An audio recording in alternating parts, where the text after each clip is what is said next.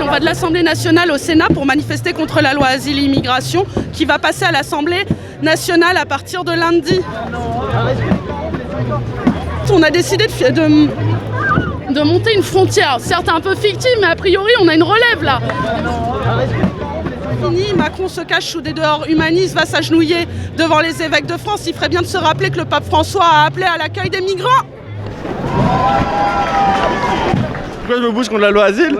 Parce que je considère qu'elle est attentatoire aux libertés. La détention a été augmentée et doublée en fait limite, et ça a strictement aucun intérêt parce qu'on sait bien que en aucun cas ça a pour but de faciliter l'intégration en fait. Je connais beaucoup de réfugiés qui méritent mieux que ça. C'est ça. Et que nous aussi on mérite mieux que ça. Je pense qu'on se doit d'être solidaires. En plus on a la possibilité de le faire.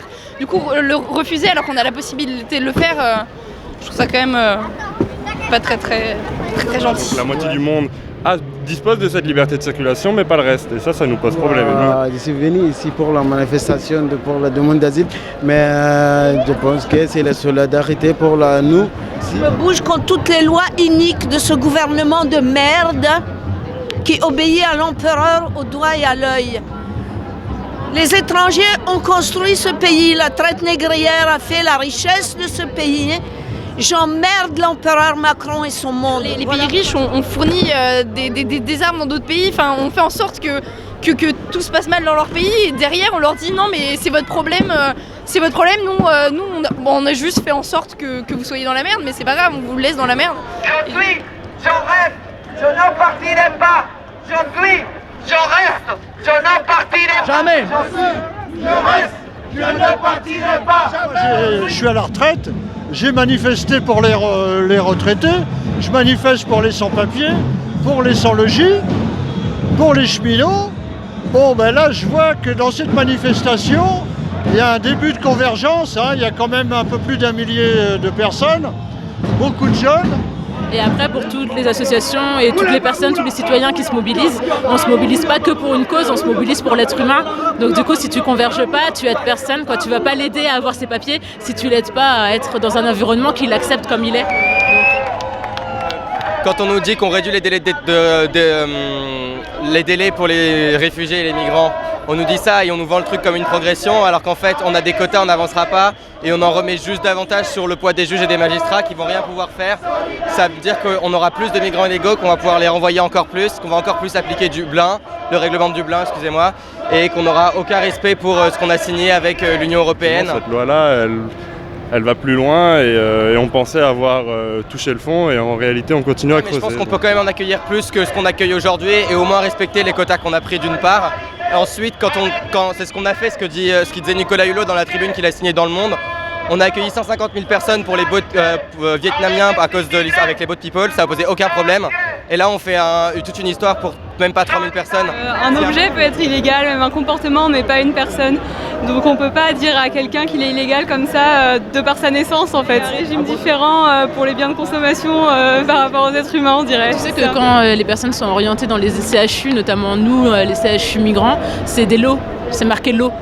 Lot numéro 27. Non. Et t'as pas le nom de la personne, tu sais juste que c'est un demandeur d'asile. Je pense que pour un pays développé, je pense qu'il y a largement la possibilité de faire autrement. Actuellement, nous sommes un collectif, on était un collectif super 22 rue Colonel Fabien Aubervilliers, dont nous avons été délogés par la police, qui nous ont mis tous dans la rue. Donc du coup, ça fait qu'aujourd'hui on se retrouve dehors, tous près de 140 personnes, nous sommes dehors dans la rue, où la police nous demande aujourd'hui, ils ne veulent pas nous voir dans la rue, pourtant ils nous ont expulsés de là où on dormait dans un squat qui était 22 rue Colonel Fabien. Donc actuellement nous sommes accueillis par nos frères qui sont dans un autre squat, qui sont à Chuffer, qui nous ont logés actuellement, qui est dans un squat. Et ils nous disent encore que dans 2 mois ils vont venir casser le squat où on va se trouver dans la rue. Regarde comment ils matraquent nos enfants comme des délinquants. Regarde combien d'armes ils ont dépensé à Notre-Dame-des-Landes. Et maintenant on va bombarder en Syrie. Alors de l'argent au chocolat magique, là il y en a. On travaille dans le social et du coup on travaille avec des demandeurs d'asile et on voit les conséquences de cette loi qui arrive, qui est déjà dans un contexte qui est super difficile. Et c'est des personnes qui vont se retrouver encore avec moins de solutions pour pouvoir vivre en France, dans des conditions de merde et avec une chasse aux sorcières et à laquelle nous, les travailleurs sociaux, on est censés participer. Ça nous fait très très plaisir de voir tout le monde en soutien, des blancs comme des noirs, tout le monde qui vient nous soutenir aujourd'hui pour nous donner nos différents problèmes et qui nous soutiennent, qui nous envoient la nourriture, qui nous donnent à manger, qui font tout le possible pour nous mettre bien. Déclenche parce qu'on les accueille dans des conditions de merde, il y a une chasse de la part des policiers.